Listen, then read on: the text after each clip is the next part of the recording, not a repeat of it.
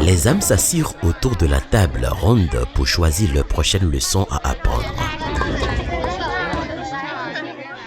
Se leva une âme forte et courageuse qui dit : « Je vais sur terre pour apprendre à pardonner. » Les autres âmes dirent effrayées : « Mais c'est l'une des leçons les plus difficiles.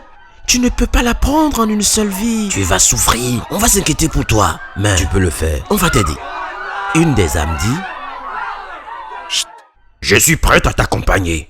Sur terre pour t'aider, je serai ton mari. Dans notre vie de famille, il y aura beaucoup de problèmes à cause de moi. Et tu apprendras à me pardonner. » Une autre âme soupira. « Et je serai l'un de tes parents.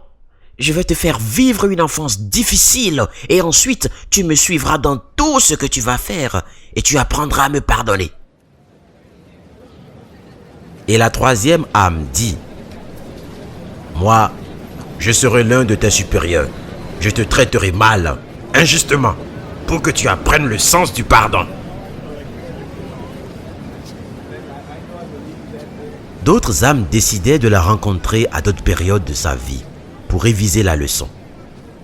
Chaque âme choisit sa leçon à apprendre, prépara un plan de vie et chacune descendit sur terre pour remplir son contrat d'âme.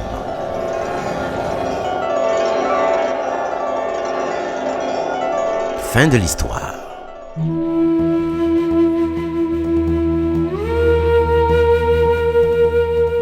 Et si notre venue sur terre se déroulait exactement comme cette histoire?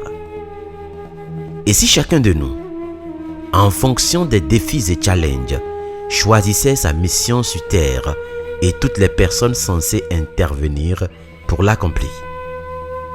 Sauf qu'à notre atterrissage ici sur terre, un bandeau nous empêche d'en être conscients afin de jouer et d'accomplir parfaitement le jeu de la vie. Et s'il y avait une petite part de vérité dans cette histoire? Et si la vie n'était qu'un jeu si simple? Que nous reste-t-il à faire donc? Ne prendrions-nous pas la vie autrement? Ne deviendrons-nous pas des gladiateurs pour affronter de la bonne manière chaque situation ou chaque personne qui se pointe sur notre chemin? J'ignore si la vie se déroule exactement ainsi dans l'au-delà. Mais je sais qu'il n'y a jamais de hasard.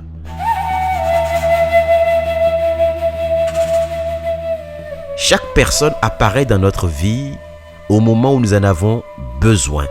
Et parce que nous en avons besoin pour apprendre une leçon que nous avons choisi d'apprendre dans cette vie.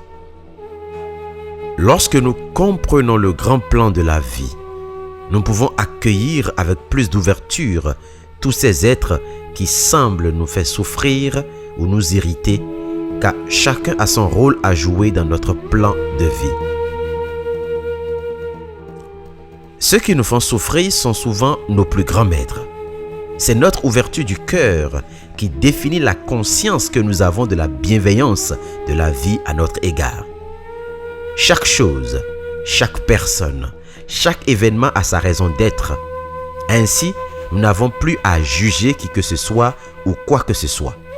Nous avons simplement à accueillir ce qui est là.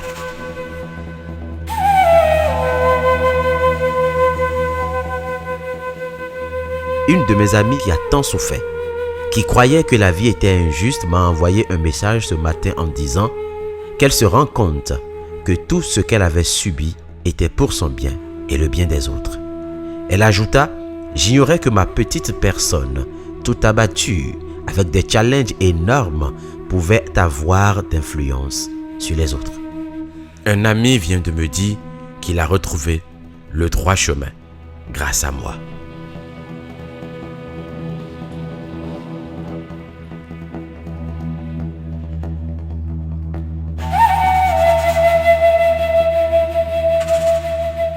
Et vous, continuez-vous à douter de vous-même?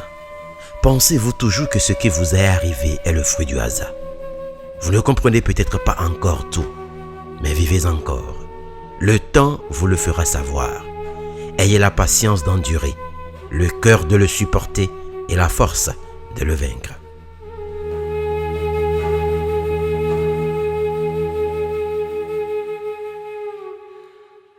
Si vous n'avez rien gardé de cette semaine, gardez juste cette phrase.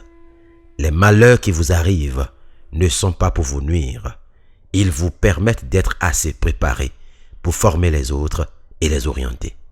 Bon week-end à vous et à lundi. C'était moi, Fumilayo Mohamed de Rego.